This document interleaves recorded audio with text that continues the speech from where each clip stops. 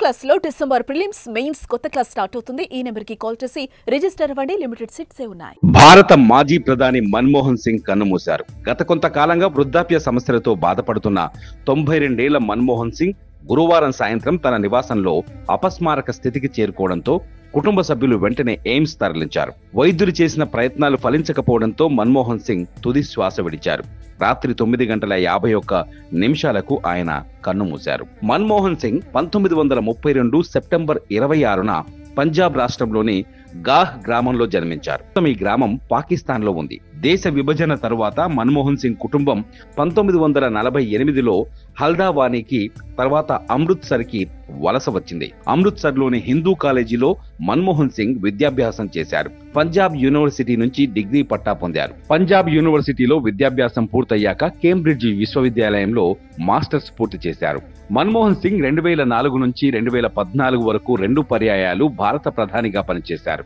2004 లోక్సభ ఎన్నికల్లో అటల్ బిహారీ వాజ్పేయి నేతృత్వంలోని ఎన్డీఏపై కాంగ్రెస్ విజయం సాధించిన తర్వాత ఆయన తొలిసారిగా 2004లో ప్రమాణ స్వీకారం చేశారు. 2009 నుంచి 2014 వరకు రెండోసారి పదవిలో కొనసాగారు.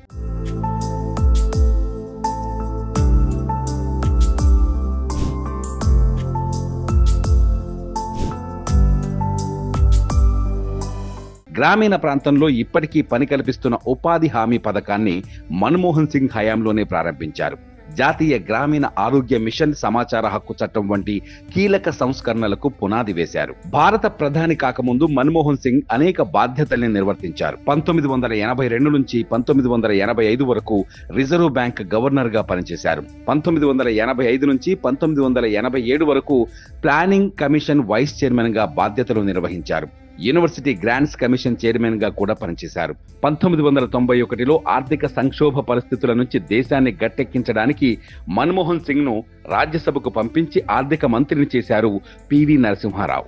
పివి నరసింహారావు ప్రధానమంత్రిగా ఉన్న సమయంలో 1991-96 మధ్య మన్మోహన్ సింగ్ ఆర్థిక మంత్రిగా పనిచేశారు.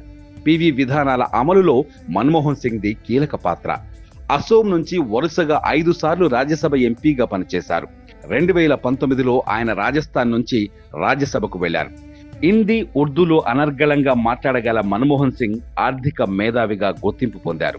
మన్మోహన్ సింగ్ కుటుంబ విషయానికొస్తే ఆయన గురుశరణ్ కౌర్ను 1958లో వివాహం చేసుకున్నారు. వారికి 3 కుమార్తెలు ఉపీందర్ సింగ్, అమృత్ సింగ్, దమన్ సింగ్లు ఉన్నారు. 3 కుమార్తెలు రాజకీయాల్లో లేకపోయినా వారి వారి రంగాల్లో తమకంటూ ఓ గుర్తింపు తెచ్చుకున్నారు. ఉపీందర్ సింగ్ ప్రఖ్యాత చరిత్రకారులు. ఆమె అశోక విశ్వవిద్యాలయంలో ఫ్యాకల్టీ డీన్.